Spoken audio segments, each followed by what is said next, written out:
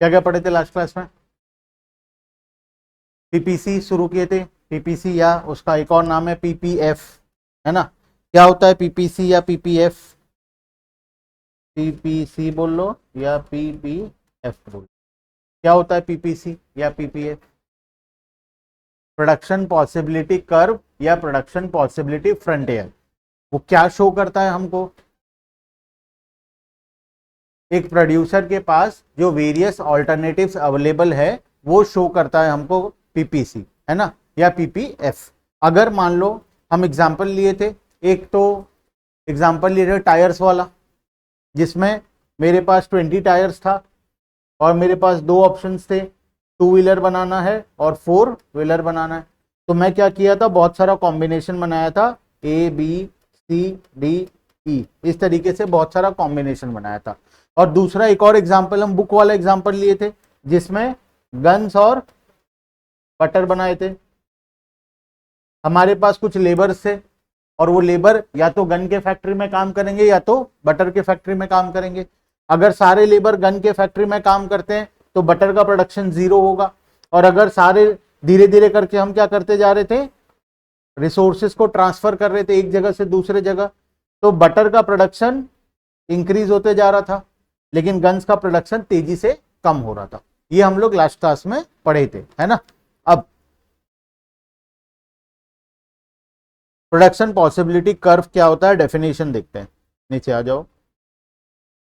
Production possibility frontier या production possibility curve. Production possibility frontier refers to graphical representation. हम लोग graph बनाए थे, ग्राफ बनाएंगे ना सारे पॉइंट्स को जोड़कर, तो इसको हम लोग क्या बोलते हैं, graphical representation of possible combinations. जितने भी कॉम्बिनेशन पॉसिबल है, टायर्स वाले एग्जांपल में याद करो, मेरे पास जितना भी ऑप्शन था मैं सारा ऑप्शन कंसिडर कर लिया था। 20 ठो टायर था, या तो मैं 10 ठो 2 व्हीलर बनाऊंगा और 4 व्हीलर 0 बनेगा, या फिर आखिरी कॉम्बिनेशन था 0 2 व्हीलर बनाऊंगा और 5 ठो 4 व्हीलर बनेगा। इस बीच में और मेरे पास 3-4 ऑप्शंस थे, क्या उसको छोड़कर और कोई ऑप्शन था? नहीं। तो सारे पॉसिबल कॉम्बिनेशंस को, graphical representation of possible combinations of 2 goods. 2 goods क्यों लेते हैं हम लोग? लास्ट क्लास में बात की थी, 2 ही गुड्स लेंगे हम लोग हर एग्जांपल में। क्यों?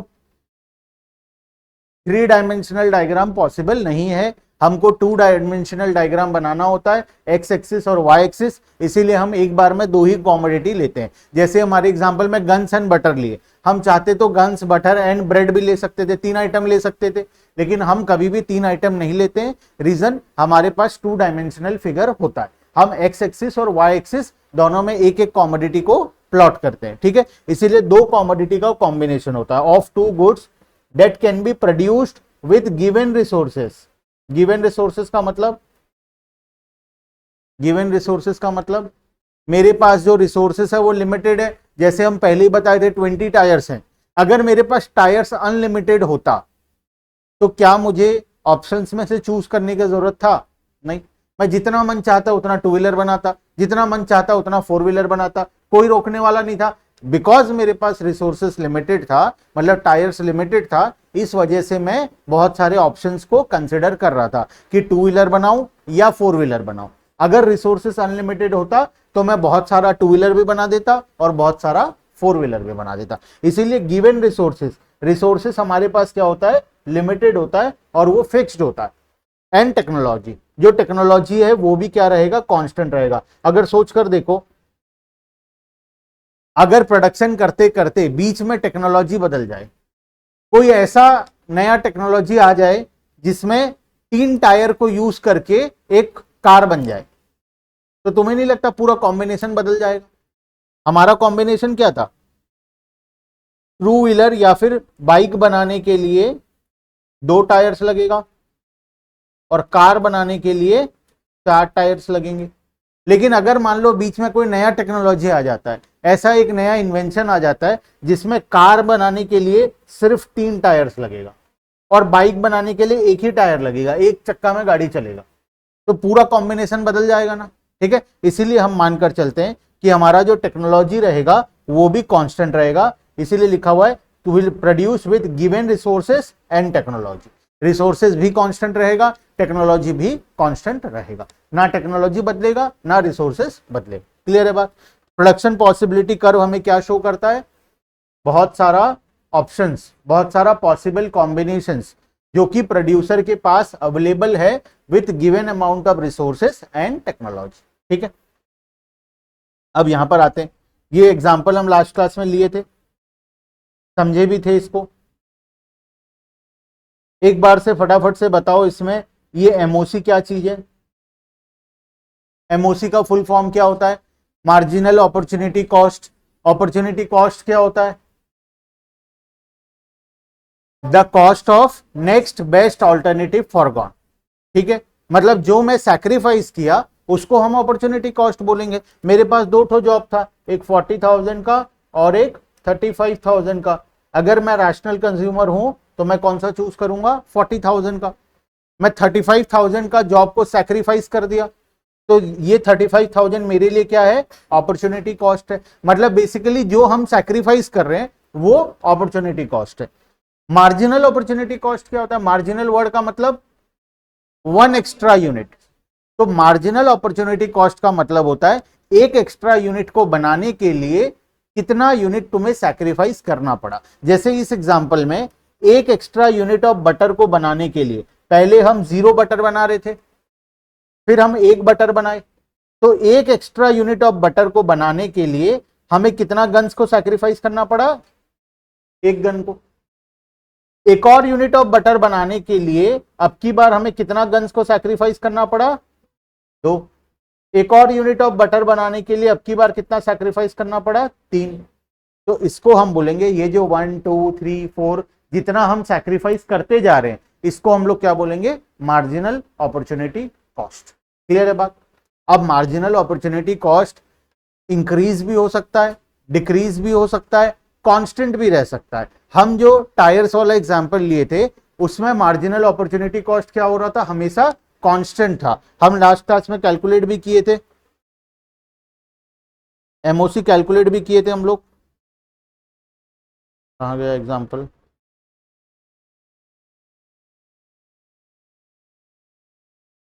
ये रहा, देखो इस एग्जांपल में, ये टायर वाला एग्जांपल है, इसमें देखो एमओसी क्या है? कांस्टेंट है। ठीक है, कभी कभार एमओसी क्या होता है? इंक्रीजिंग होता है। जैसे हमारा गन्स एंड बटर वाले एग्जांपल में एमओसी 1 2 3 4 5 6 था। ये वाले एग्जांपल में एमओसी कांस्टेंट है। और कभी कभार एमओसी डिक्रीजिंग भी हो सकता है, जैसे कि 5 4 3 2 1, इस तरीके से डिक्रीजिंग भी हो सकता है। तो 3 अलग अलग सिचुएशंस अराइज होता है। एक तो जब एमओसी इंक्रीजिंग है, दूसरा एमओसी कांस्टेंट है, और तीसरा एमओसी डिक्रीजिंग है। ठीक है, जब एमओसी इंक्रीजिंग होगा तब पीपीएफ का शेप जो होगा, प्रोडक्शन पॉसिबिलिटी कर्व का जो शेप होगा वो कुछ इस प्रकार से होगा। ये कौन सा कर्व है? हम हमेशा किसी भी कर्व को जब भी पूरे इकोनॉमिक्स में हम पढ़ेंगे या रीड करेंगे तब हम हमेशा कहां पर खड़े होंगे? हम हमेशा ओरिजिन में आकर खड़े हो जाएंगे। हम यहां खड़े रहेंगे और ओरिजिन से चेक करेंगे कि कर्व कैसा दिखाई दे रहा है। अब बताओ ओरिजिन से कर्व कैसा दिखाई दे रहा है? स्ट्रेट लाइन दिखाई दे रहा है, कॉनकेव दिखाई दे रहा है, या कॉन्वेक्स दिखाई दे रहा है? कॉनकेव कॉन्वेक्स पढ़े थे फिजिक्स में, mirror, concave mirror, convex mirror. क्या होता है कॉनकेव? मैं एक एग्जांपल लेता हूं, मान लो मैं यहां खड़ा हूं, ये क्या है मेरे लिए? कॉनकेव है या कॉन्वेक्स है? ये कॉनकेव है। ठीक है, और ये मेरे लिए क्या है? अभी कॉन्वेक्स है। ठीक है, तो ग्राफ भी कॉनकेव होता है, कॉन्वेक्स होता है और स्ट्रेट लाइन होता है। इस वाले एग्जांपल में मैं अगर ओरिजिन में खड़ा हूं तो अभी मेरे लिए ग्राफ कैसे दिखाई दे रहा है?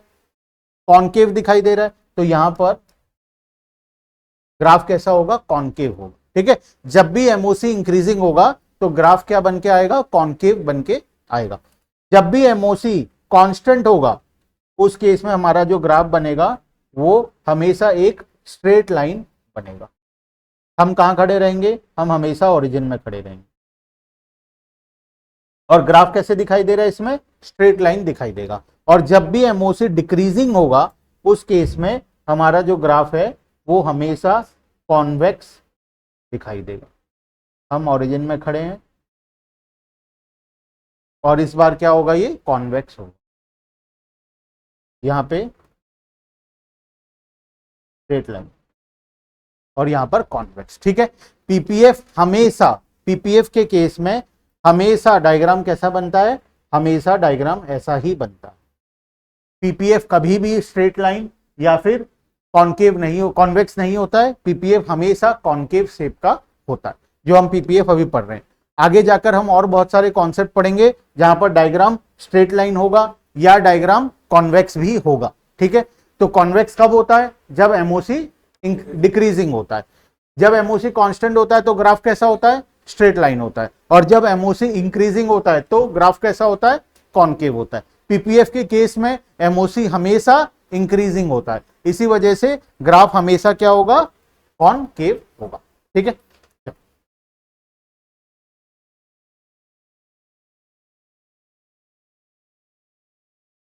यहां पर देखो डायग्राम है। ये डायग्राम कहां से आया, इस टेबल से हम लोग डायग्राम को प्लॉट किए। टेबल में जो जो पॉसिबिलिटीज हमको दिया हुआ था वो सारा एज इट इज हम लोग लिख दिए, A B C D E F G, ये सारे पॉसिबिलिटीज को हम यहां पर प्लॉट कर दिए। डायग्राम कैसा बन के आया, डायग्राम का शेप क्या है, हम कहां खड़े हैं, ओरिजिन में खड़े हैं। डायग्राम का शेप कौन सा है, कॉन्केव शेप का है,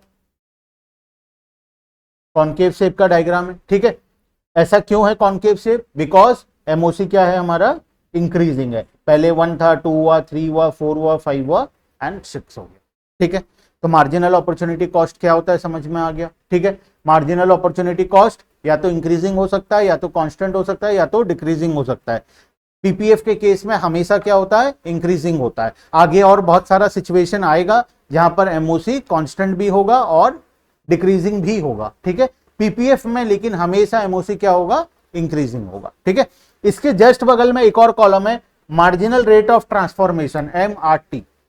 ठीक है, एमओसी और एमआरटी एक ही प्रकार का चीज है, बस हम इसको रेशियो के फॉर्म में लिखते हैं।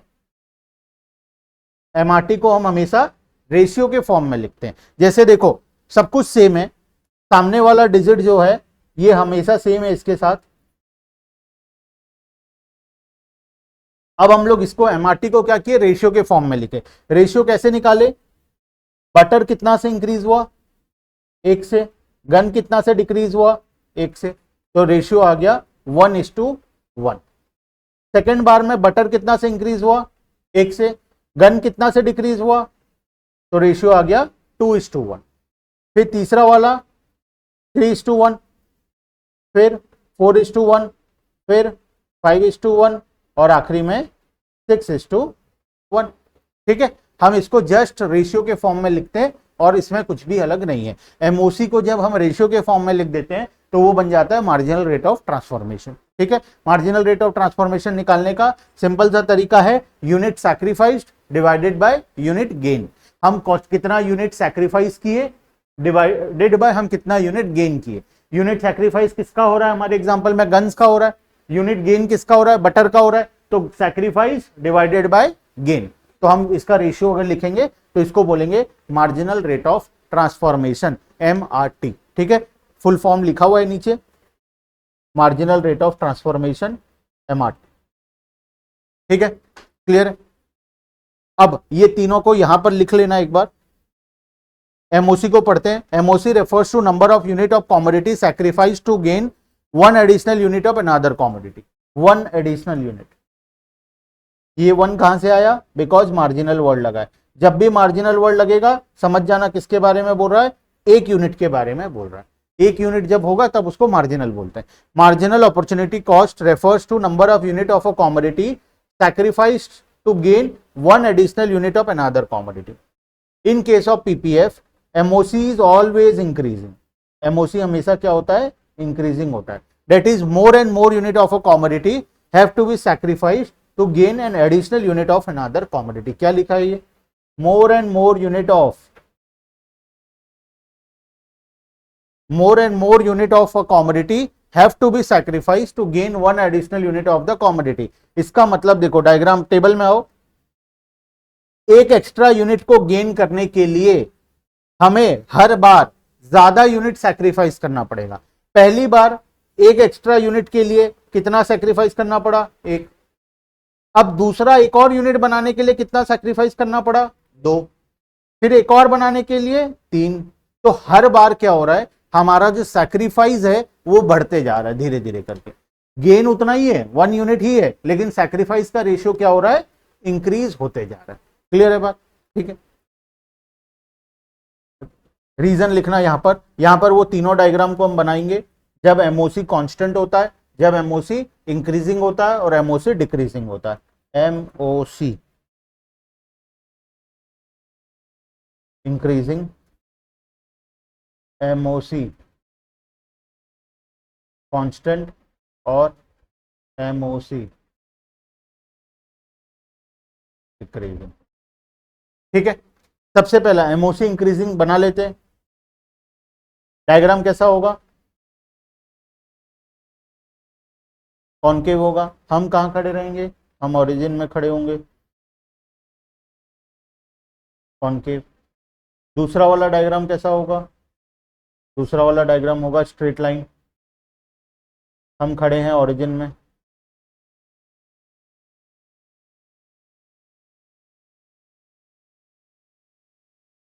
और तीसरा वाला डायग्राम हमारा जो होगा वो होगा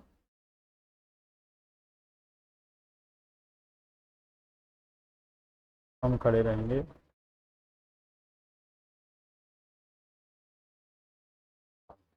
ठीक है।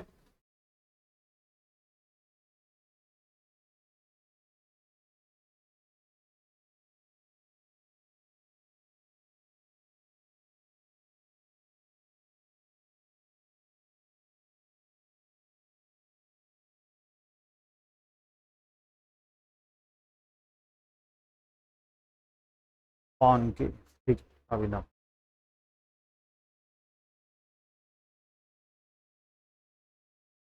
अब आते हैं marginal rate of transformation. MRT is the ratio of number of unit of a commodity sacrifice to gain. MRT किसको बोलते हैं? रेशियो को बोलते हैं। जब हम रेशियो निकालते हैं unit sacrificed divided by unit gain, तो उसको हम बोलते हैं marginal rate of transformation. Formula हो गया unit sacrifice divided by unit gain. हमारे एग्जांपल में unit of gun sacrifice divided by unit of butter gain. ठीक है,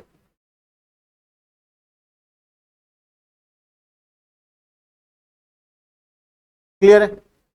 आ जाओ ऊपर। अब कुछ एजम्पशंस हैं, एजम्पशंस ऑफ पीपीएफ। जब हम पीपीएफ पढ़ते हैं तो हम कुछ बेसिक सा एजम्पशन लेते हैं। एजम्पशन का मतलब क्या होता है? What is assumption? क्योंकि पूरे सिलेबस में बहुत बार हम एजम्पशन लेंगे, हर चैप्टर में कम से कम 1 से 2 बार हम एजम्पशंस के बारे में पढ़ेंगे। तो एजम्पशंस क्या होता है? What is assumption? हम स्टार्टिंग में मान लेते हैं कुछ पॉइंट्स होगा, जैसे यहां पर कुछ पॉइंट्स है, हम मानकर चलेंगे कि ये ऐसा होगा। कोई गारंटी नहीं है ऐसा होगा, हम एज्यूम कर रहे हैं कि ये 5 पॉइंट हमेशा एप्लीकेबल होगा। अब हम पीपीएफ का पढ़ाई शुरू करेंगे। ठीक है, तो इसको बोलते हैं हम एजम्पशन। ठीक है, जो हम स्टार्टिंग से मान लेते हैं कि सच है उसे हम बोलते हैं एजम्पशन।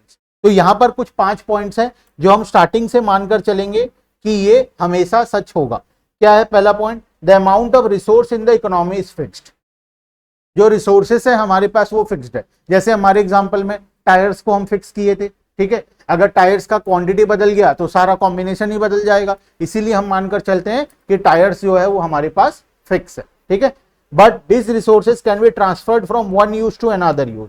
हम ये भी मानकर चलते हैं कि हम रिसोर्स को एक यूज से दूसरे यूज में ट्रांसफर कर सकते हैं। जैसे हम एग्जाम्पल में खुद से समझ लिए थे कि टायर या तो 2 व्हीलर में लगाएंगे या तो 4 व्हीलर में लगाएंगे। कभी ऐसा होता है सेम टायर लगता है 2 व्हीलर या 4 व्हीलर में? रियल लाइफ में नहीं लगता, लेकिन हम मान लिए थे कि 2 व्हीलर का टायर 4 व्हीलर में लग जाएगा, 4 व्हीलर का टायर 2 व्हीलर में लग जाएगा।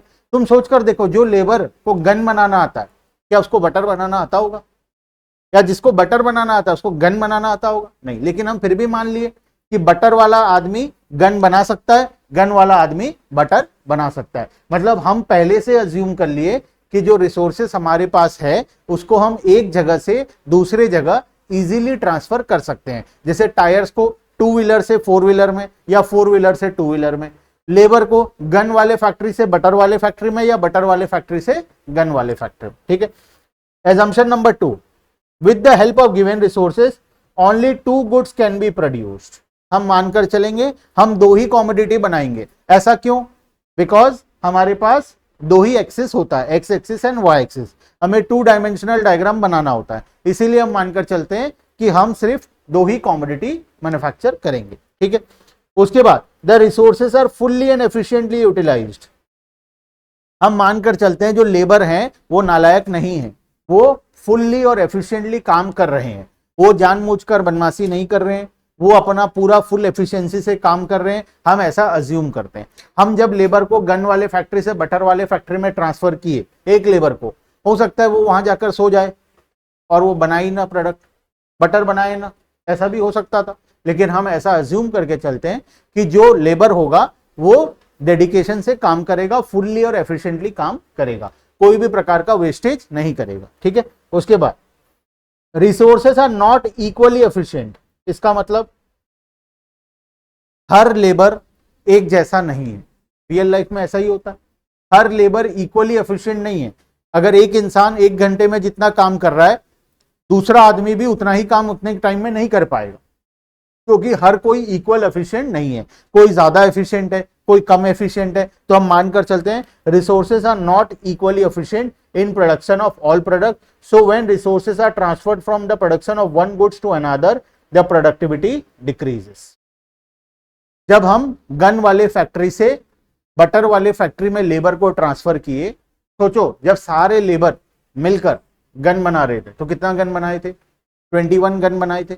लेकिन जब सारे लोग मिलकर बटर बनाए तो कितना बटर बनाए? सिर्फ 6 यूनिट बनाए। क्यों 21 यूनिट नहीं बनाए?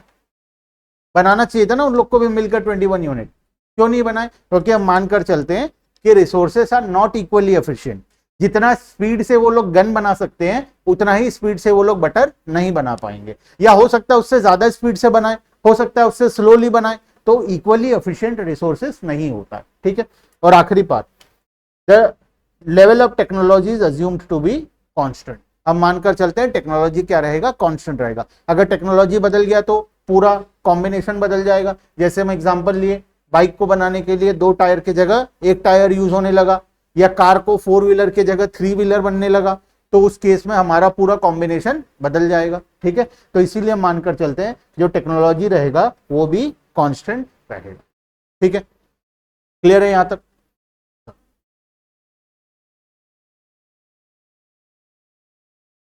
Characteristics of PPF, 2 important point है, फीचर्स, प्रॉपर्टीज या characteristics of PPF, production possibility curve. सबसे पहला, पीपीएफ स्लोप्स डाउनवर्ड्स। पीपीएफ का जो स्लोप है वो डाउनवर्ड स्लोपिंग है। देखो एक डायग्राम का बेसिक रूल्स को समझ लेते हैं। किसी भी डायग्राम का कुछ बेसिक रूल्स होता है। ग्राफ का ये अप साइड है, ये डाउन साइड है। ठीक है। ये लेफ्ट है और ये राइट है। जब भी डायग्राम हम बनाएंगे, मान लो ये एक डायग्राम है, ये एक डायग्राम है, इसको हम रीड कैसे करेंगे? Left to right. Diagram start कहां से हुआ? ये वाले पॉइंट से। डायग्राम स्टार्ट यहां से हुआ, खत्म कहां पर हुआ? तो डायग्राम लेफ्ट साइड से राइट साइड जा रहा है। Left to right downward sloping, ये नीचे के साइड स्लोप हो रहा है ना? तो इसको हम रीड करेंगे left to right downward sloping. ठीक है। अगर मान लो डायग्राम कुछ ऐसा है, इसको रीड कैसे करेंगे? राइट टू लेफ्ट है ही नहीं, लेफ्ट टू राइट ही है। डायग्राम हमेशा लेफ्ट टू राइट ही होता है। हम जब भी कार्टेशियन प्लेन में बनाते हैं डायग्राम को, हमेशा क्वाड्रेंट 1 में जब भी डायग्राम बना रहे हैं, फर्स्ट क्वाड्रेंट, ये फर्स्ट क्वाड्रेंट है, 4 क्वाड्रेंट होता है पता है तुम्हें, तो ये फर्स्ट क्वाड्रेंट है। फर्स्ट क्वाड्रेंट में जब भी हम डायग्राम बनाएंगे वो हमेशा लेफ्ट टू राइट ही होगा। ठीक है। तो डायग्राम तो हमारा हमेशा लेफ्ट टू राइट होगा। बच्चा आप अपवर्ड स्लोपिंग होगा या डाउनवर्ड स्लोपिंग होगा? ये वाला डायग्राम क्या है? अपवर्ड स्लोपिंग है। देखो नीचे से स्टार्ट हुआ और कहां गया? ऊपर की तरफ गया। तो इसको हम रीड करेंगे left to right upward sloping. इसको हम रीड करेंगे left to right upward sloping. ठीक है, डायग्राम अगर मान लो ये है ऐसा कुछ, ये क्या है बताओ? स्ट्रेट लाइन डायग्राम बोलते हैं, पैरेलल टू एक्स एक्सिस बोलते हैं। इस डायग्राम को हम रीड करते हैं, ये एक्स एक्सिस के साथ पैरेलल है। Diagram is parallel to X axis. और अगर डायग्राम कुछ ऐसा है, पैरेलल टू वाई एक्सिस। ठीक है, तो जनरली तुमको चार प्रकार का डायग्राम मिलेगा, एक left to right downward sloping, एक left to right upward sloping, एक पैरेलल टू एक्स एक्सिस और दूसरा पैरेलल टू वाई एक्सिस। ठीक है, अभी फिलहाल अगर हम बात करें तो पीपीएफ का पहला केस को देखो, जब एमओसी इंक्रीजिंग है। बताओ डायग्राम कैसा है? कॉन्केव तो है ही, कॉन्केव है वो हम पढ़ लिए। अभी डायग्राम को हम रीड कैसे करेंगे? किसी को समझाना है डायग्राम बनाओ तो कैसे बनाओ बताएंगे? Left to right downward sloping बनाना है। लेफ्ट साइड से शुरू होगा डायग्राम, खत्म होगा राइट साइड में, और ये डाउनवर्ड स्लोपिंग जाएगा, कॉन्केव शेप का होगा। ठीक है, डायग्राम का शेप कैसा है? कॉन्केव है। और डायग्राम को अगर एक्सप्लेन करना है तो कैसे करेंगे? Left to right downward sloping. ठीक है, तो तीनों ही diagram left to right downward sloping है। ये भी left to right downward sloping है, ये भी left to right downward sloping है, ये भी left to right downward sloping है। लेकिन पहला वाले का शेप कॉन्केव है, दूसरे वाले का स्ट्रेट लाइन है, और तीसरे वाले का कॉन्वेक्स है। क्लियर है बात? तो अब हमारा बात आया सबसे पहला topic, PPF slopes downward. PPF हमेशा डाउनवर्ड स्लोपिंग ही होता है। ऐसा क्यों? कोई भी चीज, कोई भी डायग्राम डाउनवर्ड स्लोपिंग कब होता है और अपवर्ड स्लोपिंग कब होता है, उसको समझते हैं। देखो, बचपन में डायग्राम बनाए हो ना, मैथ्स में या स्टैटिस्टिक्स में डायग्राम बनाए हो?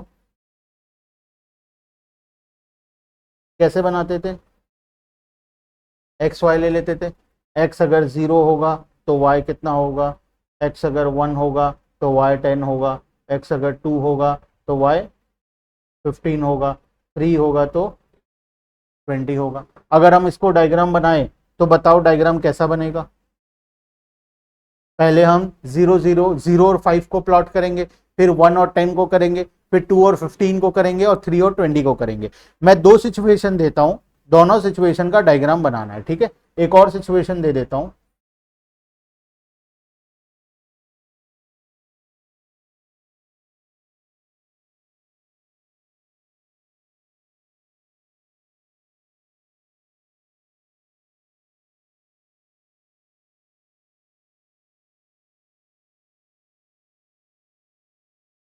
डायग्राम बनाओ तो कैसा बनेगा? दोनों का डायग्राम रफ में बनाकर देख लो खाली, और मुझे बताओ शेप कैसा होगा डायग्राम का। ठीक है, डायग्राम हम रीड कैसे करेंगे? दो सिचुएशन है, दोनों में एक्स शायद सेम ही है, 1 2 3 4, वो भी, इसका भी 4 भी बना लो 4 और ये 25। ठीक है, एक्स दोनों में सेम है, खाली वाई बदल रहा है। एक्स दोनों डायग्राम में सेम है, खाली वाई बदल रहा है। दोनों का शेप में कुछ अंतर है? दोनों का शेप देखो एक बार।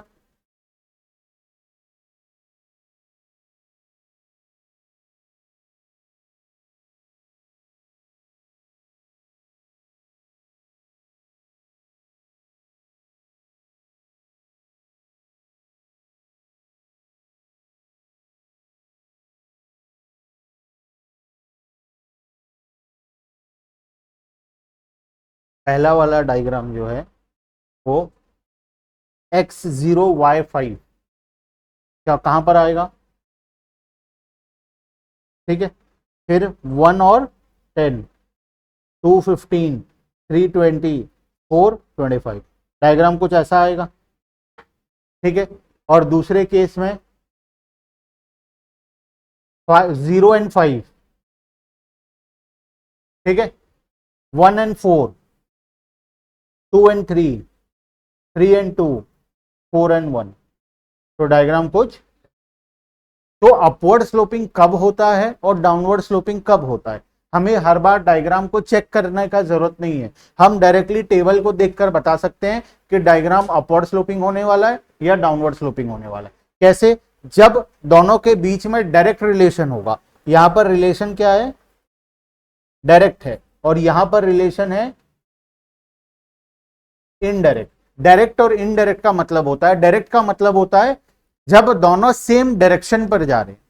जैसे देखो यहां पर x इंक्रीज हो रहा है तो y भी इंक्रीज हो रहा है ना, x इंक्रीज हो रहा है तो y भी इंक्रीज हो रहा है, तो दोनों सेम डायरेक्शन में जा रहे हैं, दोनों इंक्रीज हो रहे हैं, x भी इंक्रीज हो रहा है, y भी इंक्रीज हो रहा है। जब दो चीज सेम डायरेक्शन में जाते हैं तो उनके बीच का रिलेशन होता है डायरेक्ट रिलेशन। ठीक है, या तो दोनों इंक्रीज हो रहे हैं या तो दोनों डिक्रीज हो रहे हैं, दोनों ही केस में रिलेशन क्या आएगा? डायरेक्ट आएगा। इनडायरेक्ट रिलेशन कब होता है? जब एक इंक्रीज होता है और दूसरा डिक्रीज होता है। जैसे एग्जांपल नंबर 2 में x देखो इंक्रीज हो रहा है, 1 2 3 4, x इंक्रीज होते जा रहा है, लेकिन y क्या हो रहा है? धीरे धीरे डिक्रीज हो रहा है, 5 से 4, 4 से 3, 3 से 2, 2 से 1। तो यहां पर रिलेशन क्या आएगा हमारा? इनडायरेक्ट आएगा। तो जब भी कोई दो चीज ऑपोजिट डायरेक्शन में जाता है, एक इंक्रीज हो रहा है दूसरा डिक्रीज हो रहा है, एक डिक्रीज हो रहा है दूसरा इंक्रीज हो रहा है, तो उसको हम क्या बोलते हैं? इनडायरेक्ट रिलेशन बोलते हैं। और इनडायरेक्ट रिलेशन के केस में डायग्राम हमेशा क्या आता है? डाउनवर्ड स्लोपिंग आता है। ठीक है, डायरेक्ट रिलेशन किसको बोलते हैं? या तो दोनों इंक्रीज हो रहा है या तो दोनों डिक्रीज हो रहा है, मतलब दोनों सेम डायरेक्शन पे जा रहा है, या तो दोनों इंक्रीज साइड पे जा रहा है या तो दोनों डिक्रीज साइड पे जा रहा है, तो इसको हम बोलते हैं डायरेक्ट रिलेशन। और डायरेक्ट रिलेशन में डायग्राम हमेशा कैसा होता है? अपवर्ड स्लोपिंग होता है। क्लियर है बात? अब आते हैं पीपीएफ के केस में, देखते हैं। अच्छा यही था, पीपीएफ के केस में देखते हैं, पढ़ेंगे बाद में, पहले टेबल को देखते हैं। टेबल देखकर बताओ तो दोनों सेम डायरेक्शन में जा रहे हैं या अलग अलग डायरेक्शन पे जा रहे हैं? डायरेक्ट है, ठीक से देखो। गन्स और बटर को देखो ठीक से, इनडायरेक्ट है। ये धीरे धीरे कम होते जा रहा है और ये धीरे धीरे इंक्रीज होते जा रहा है, दोनों ऑपोजिट डायरेक्शन में जा रहे हैं, तो डायग्राम कैसा होगा? डाउनवर्ड स्लोपिंग होगा। इसीलिए पीपीएफ हमेशा क्या होता है? डाउनवर्ड स्लोपिंग होता है। PPF slopes downward. रीजन, दोनों के बीच में इनडायरेक्ट रिलेशन है, एक का प्रोडक्शन बढ़ेगा तो दूसरे का प्रोडक्शन कम होगा, इसी वजह से डायग्राम हमेशा डाउनवर्ड स्लोपिंग होता है। ठीक है, पढ़ो इसको। More of one goods can be produced only by taking resource away from the production of another goods. हम गन्स को ज्यादा बना सकते हैं अगर हम बटर कम बनाएंगे तो, बटर ज्यादा बनाएंगे गन अगर कम बनाएंगे तो एक चीज को अगर ज्यादा प्रोड्यूस करना है तो कोई और चीज को सैक्रिफाइस करना पड़ेगा। तो more of one goods can be produced only by taking resource away from the production of another goods, as there exists a inverse relationship between change in quantity of one commodity and change in quantity of another commodity। कौन सा relation बोला है? Inverse relation. और या फिर इसको हम एक और नाम बोलते हैं इनडायरेक्ट रिलेशन। इनवर्स रिलेशन का एक और नाम है इनडायरेक्ट रिलेशन। ठीक है, जब किसी दो चीज के बीच में इनडायरेक्ट रिलेशन होता है, इनडायरेक्ट का मतलब एक इंक्रीज होगा तो दूसरा डिक्रीज होगा, एक डिक्रीज होगा तो दूसरा इंक्रीज होगा, तो उस केस में डायग्राम हमेशा क्या आएगा? डाउनवर्ड स्लोपिंग आएगा। PPF slopes downward from left to right. ठीक है, क्लियर है? तो पीपीएफ डाउनवर्ड स्लोपिंग क्यों होता है? Because of inverse relation between two commodities. दोनों कॉमोडिटी के बीच में इनवर्स रिलेशन होता है, एक कॉमोडिटी का प्रोडक्शन बढ़ेगा तो दूसरे का प्रोडक्शन हमको कम करना पड़ेगा, तभी जाकर हमारा दोनों के बीच में इनवर्स रिलेशन आ रहा है और उस वजह से डायग्राम हमारा डाउनवर्ड स्लोपिंग होगा। ठीक है, क्लियर है बात? पॉइंट नंबर 2 में आते हैं। PPF is concave shape. हम ऑलरेडी पढ़ लिए कॉनकेव शेप क्यों होता है, कॉनकेव कब होता है? कॉनकेव, स्ट्रेट लाइन और कॉन्वेक्स 3 पढ़े थे। कॉनकेव कब होता है? जब एमओसी इंक्रीजिंग होता है, और पीपीएफ के केस में मैं बताया एमओसी हमेशा क्या होता है? इंक्रीजिंग होता है, इसी वजह से पीपीएफ हमेशा कॉनकेव शेप का होता है। ठीक है, PPF is concave shape because of increasing marginal rate of transformation. MRT या तो इंक्रीजिंग है या एमओसी इंक्रीज, दोनों बात बराबर है, एमओसी बोलो या एमआरटी बोलो है सेम चीज। एमआरटी में हम सिर्फ रेशियो के फॉर्म में लिखते हैं और एमओसी के केस में हम लोग रेशियो के फॉर्म में नहीं लिखते हैं। बस more and more unit of one commodity are sacrificed to gain additional unit of another commodity। Clear है बात? तो पीपीएफ का दो प्रॉपर्टीज हमें पता चला, एक तो पीपीएफ हमेशा डाउनवर्ड स्लोपिंग होता है। क्यों डाउनवर्ड स्लोपिंग होता है? बिकॉज ऑफ इनवर्स रिलेशनशिप, ठीक है। और दूसरा पीपीएफ हमेशा कॉन्केव शेप का होता है। कॉन्केव क्यों होता है? Because of increasing marginal rate of transformation या इंक्रीजिंग एमओसी, ठीक है। चलो, तो यहां तक मेरे हिसाब से पीपीएफ का कॉन्सेप्ट सबको क्लियर हो, है ना। अच्छा, आप मुझे बताओ, एक शॉर्ट रिवीजन कर लेते हैं स्टार्टिंग से जो जो पढ़े थे। सबसे पहले हम लोग क्या पढ़े थे? इकोनॉमिक्स जिस दिन शुरू किए क्या पढ़े थे हम लोग? सबसे पहले 3 प्रॉब्लम्स होता है, क्या क्या? वो इकोनॉमी का प्रॉब्लम है। तीन प्रॉब्लम्स हमको सबको फेस करना पड़ता है। वो unlimited resources, unlimited wants, limited resources and alternate use, ठीक है। ये 3 प्रकार का प्रॉब्लम है। उसके बाद 3 basic problems of the economy. Economy का 3 बेसिक प्रॉब्लम, या तुम बिजनेस करोगे तो 3 प्रकार का क्वेश्चन तुम्हें 3 चीज का सॉल्यूशन निकालना पड़ेगा। क्या क्या? सबसे पहला, what to produce and how much to produce. How to produce में क्या क्या ऑप्शन है? Labour intensive and capital intensive. और तीसरा वाला, फॉर होम टू प्रोड्यूस, ठीक है। उसके बाद क्या पढ़े थे हम लोग? Opportunity cost. क्या होता है opportunity cost? The cost of next best alternative foregone, ठीक है। जो ऑप्शन को हम चूज किए उसके बाद वाला जो ऑप्शन था, नेक्स्ट बेस्ट ऑल्टरनेटिव जो था, उसको हम लोग बोलेंगे अपॉर्चुनिटी कॉस्ट। और क्या पढ़े थे? Positive economics and normative economics. Positive economics क्या होता है? जो हमें फैक्ट्स को बताता है, ठीक है। नॉर्मेटिव क्या होता है? जिसमें हम वैल्यू जजमेंट देते हैं, ठीक है। एक एग्जांपल दे दो पॉजिटिव का और एक एग्जांपल दे दो नॉर्मेटिव का।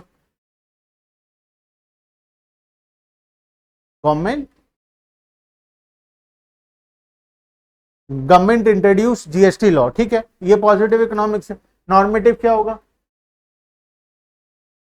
Government should not implement GST, ठीक है। गवर्नमेंट को जीएसटी इंप्लीमेंट नहीं करना चाहिए था, ठीक है। ये क्या है? नॉर्मेटिव है। तो पॉजिटिव इकोनॉमिक्स हमें फैक्ट बताता है जो हुआ एक्चुअल में, और नॉर्मेटिव हमें वैल्यू जजमेंट बताता है कि वो सही हुआ, गलत हुआ, होना चाहिए था, नहीं होना चाहिए था, इसके बारे में बताता है हमें नॉर्मेटिव। उसके बाद क्या पढ़े थे? माइक्रो एंड मैक्रो का डिफरेंस। माइक्रो इकोनॉमिक्स क्या होता है? जब हम डिमांड एंड सप्लाई के बारे में पढ़ते हैं, इंडिविजुअल डिमांड एंड सप्लाई के बारे में, तो उसको हम लोग बोलते हैं माइक्रो इकोनॉमिक्स। मैक्रो इकोनॉमिक्स किसको बोलते हैं? जब हम aggregate demand and aggregate supply के बारे में पढ़ते हैं। एक इंडिविजुअल के बारे में पढ़ेंगे तो माइक्रो इकोनॉमिक्स, और पूरे नेशन के बारे में पढ़ेंगे तो मैक्रो इकोनॉमिक्स। माइक्रो इकोनॉमिक्स का एक और नाम क्या होता है? Price theory. मैक्रो इकोनॉमिक्स का एक और नाम क्या होता है? मैक्रो इकोनॉमिक्स का एक और नाम इनकम एंड एम्प्लॉयमेंट थ्योरी, ठीक है। इसमें हम नेशनल इनकम के बारे में पढ़ते हैं, एम्प्लॉयमेंट स्टेटस के बारे में पढ़ते हैं, इकोनॉमिक। अच्छा, मैं कुछ एग्जांपल्स दे रहा हूं, बताना माइक्रो फैक्टर होगा या मैक्रो फैक्टर होगा। प्राइस ऑफ अ कॉमोडिटी, एक पर्टिकुलर कॉमोडिटी का price, micro factor. Inflation, rate of inflation in the economy, micro. Rate, saving bank account का interest rate, saving bank account जानते हो, उसमें पैसा डिपॉजिट करते हो तो इंटरेस्ट मिलता है, वो rate of interest micro factor है या मैक्रो फैक्टर है? माइक्रो या मैक्रो? सोच कर बोलो। माइक्रो। माइक्रो क्यों होगा? क्या वो एक इंसान को इंपैक्ट करता है? नेशन को इंपैक्ट करता है। नेशन में जितने लोग हैं सभी के लिए रेट ऑफ इंटरेस्ट है।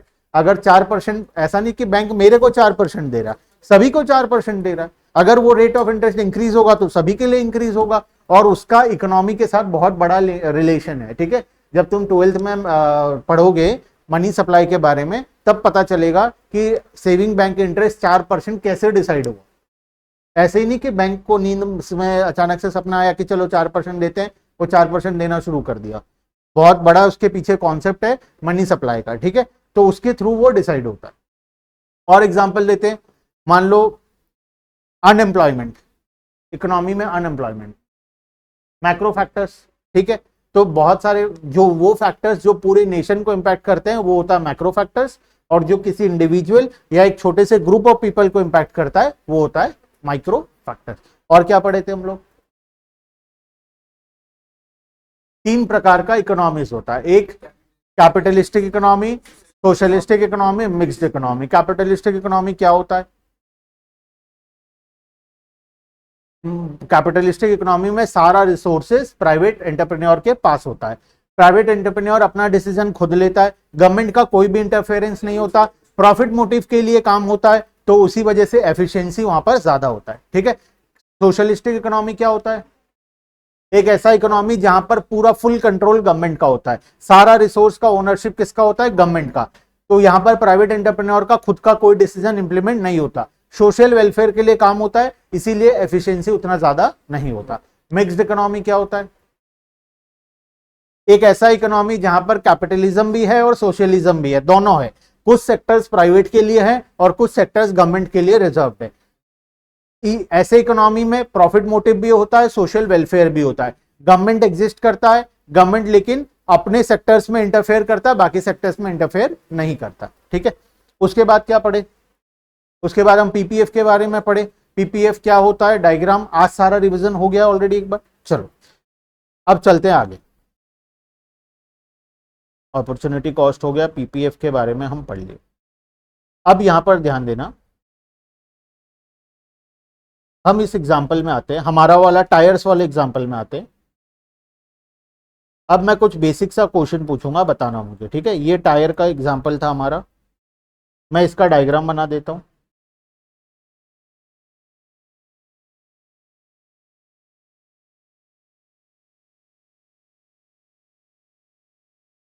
देखो मैं यहां पर डायग्राम बना देता हूं। डायग्राम कैसा बनेगा? स्ट्रेट लाइन बनेगा, left to right downward sloping straight line बनेगा। ठीक है। मैं मान लेता हूं एक बार ये डायग्राम सही है, एक्चुअल में ये सही नहीं है लेकिन फिर भी मान लेता हूं एक बार सही है। ठीक है, समझने के लिए। ये डायग्राम मुझे बहुत सारे कॉम्बिनेशन शो कर रहा है। ये वाला कॉम्बिनेशन कौन सा है? पहला वाला कॉम्बिनेशन है 10 और 0 का, और ये कॉम्बिनेशन कौन सा है? 0 एंड 5 का। ठीक है।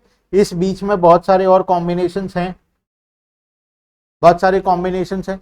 अब अगर मैं चाहूं यहां पर प्रोडक्शन करना, क्या मैं कर सकता हूं? यहां पर प्रोडक्शन करने का मतलब है एक unit of 4 wheeler and 2 units of 2 wheeler. क्या ये पॉसिबल है? मेरे पास टायर्स कितने थे? 20। अगर मैं यहां पर प्रोडक्शन करना चाहूं तो मैं कर सकता हूं? यस, कर सकता हूं। रीजन, यहां पर ये वाला कॉम्बिनेशन कौन सा है? एक ठो 4 व्हीलर का और एक 2 ठो 2 व्हीलर का। तो एक 4 व्हीलर बनाने के लिए 4 टायर्स लगेंगे, 2 2 व्हीलर बनाने के लिए 4 बल लगेंगे, तो टोटल कितना लगेगा? 8। क्या ये पॉसिबल है? पॉसिबल तो है, लेकिन ये बिजनेसमैन के लिए ठीक नहीं, क्योंकि उसके बाद रिसोर्स कितना अवेलेबल था? 20 टायर्स। वो यूज कितना किया? सिर्फ 8। मतलब 12 ठो टायर्स वेस्ट हो गया उसका, जिससे वो प्रॉफिट कमा सकता था लेकिन वो कमाया नहीं। ठीक है। तो पॉसिबल तो है, लेकिन ये इनएफिशिएंट कॉम्बिनेशन है। मतलब एक ऐसा कॉम्बिनेशन है जहां पर बिजनेसमैन को नुकसान होगा, मतलब जहां पर बिजनेसमैन प्रॉफिट और कमा सकता था लेकिन वो कमा नहीं पा रहा या कमाना नहीं चाहता है। तो ये वाला पॉइंट पॉसिबल तो है लेकिन ये इनएफिशिएंट है। ठीक है। मुझे बताओ, क्या ये वाला पॉइंट पॉसिबल है? ये पॉइंट का मतलब कौन सा पॉइंट हुआ? 8 ठो 2 व्हीलर और 4 ठो 4 व्हीलर।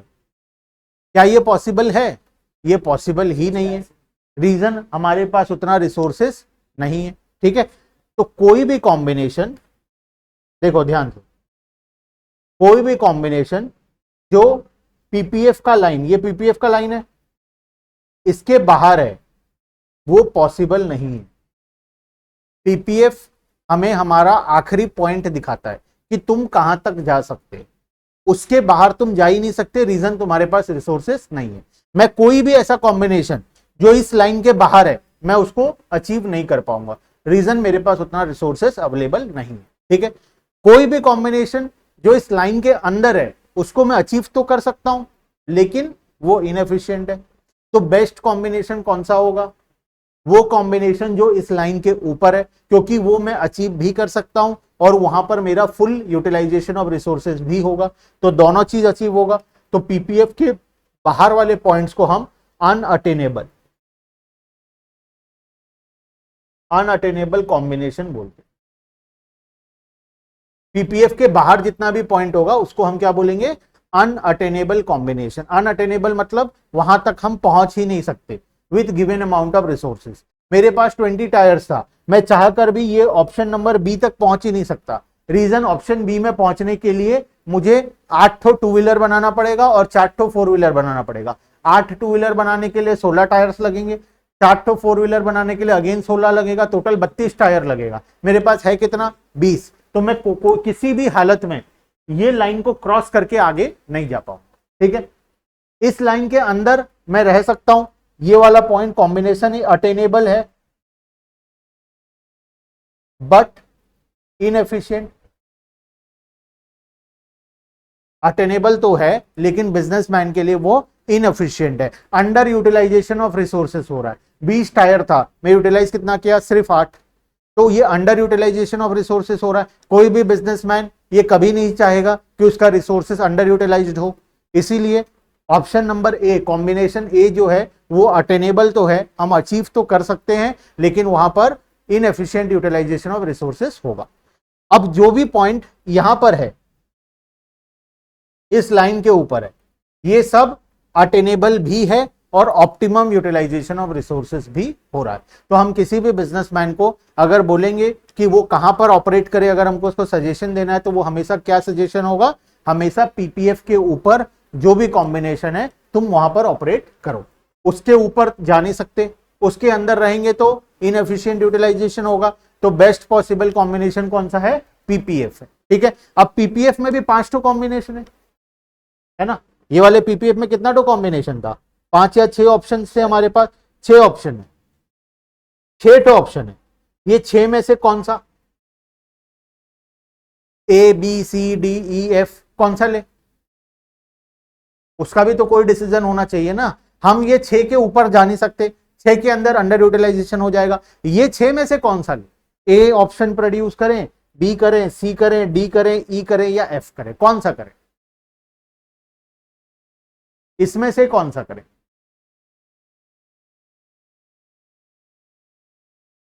कौन सा ज्यादा अच्छा रहेगा इसमें से,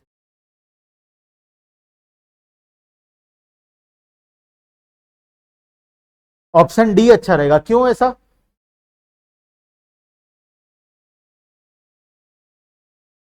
ऑलमोस्ट इक्वल है इसीलिए मजा आता है इक्वल अमाउंट प्रोड्यूस करके। मजा का तो बात है ही नहीं, बिजनेस चल रहा है ये, है ना। सारे ऑप्शंस इक्वल है, कोई भी प्रोड्यूस करो according to demand and supply, तुम प्रोड्यूस करो। अगर 4 व्हीलर का डिमांड ज्यादा है तो ज्यादा 4 व्हीलर बना लो, 2 व्हीलर मत बनाओ। 2 व्हीलर का डिमांड ज्यादा है तो ज्यादा 2 व्हीलर बना लो। रिसोर्स के पॉइंट ऑफ व्यू से 6 का 6 ऑप्शन इक्वल है, क्योंकि हमारा उतना ही रिसोर्स लगने वाला है। हम अगर 2 व्हीलर बनाए या 4 व्हीलर, ऑप्शन ए बनाए, बी बनाए, सी बनाए, डी बनाए, ई बनाए, एफ बनाए, 6 का 6 ऑप्शन में टायर्स हमारा उतना ही लगना है। ए में भी पूरा 20 टायर्स लगेगा, बी में भी पूरा 20 लगेगा, सी में भी, डी में भी, ई में भी और एफ में भी। तो रिसोर्स के पॉइंट ऑफ व्यू से सारा ऑप्शन क्या है, इक्वल है, ठीक है। हम कोई भी ऑप्शन बना सकते हैं, A B C D E F, कोई सा भी बना सकते हैं। अब तुम्हें डिसाइड करना है, बिजनेसमैन को डिसाइड करना है वो कौन सा बनाएगा। वो डिमांड एंड सप्लाई के अकॉर्डिंग बना लेगा। अगर 4 व्हीलर का डिमांड ज्यादा है तो ज्यादा 4 व्हीलर बना लेगा, 2 व्हीलर कम बना लेगा।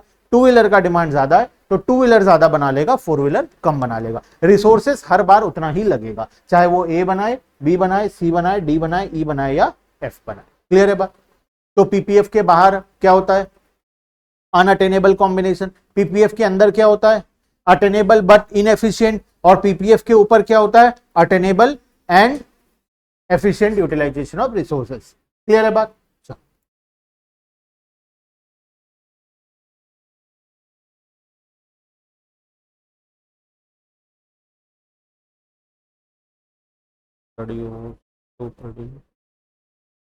ये देखो, whether economy will always operate on PPF, attainable and unattainable combinations के बारे में दिया हुआ है। हम इसको डिटेल में नेक्स्ट क्लास में रीड करेंगे, ठीक है। क्या होता है समझ में आ गया, ठीक है। अब फर्दर हम इसको रीड नेक्स्ट क्लास में आगे करेंगे, ठीक है।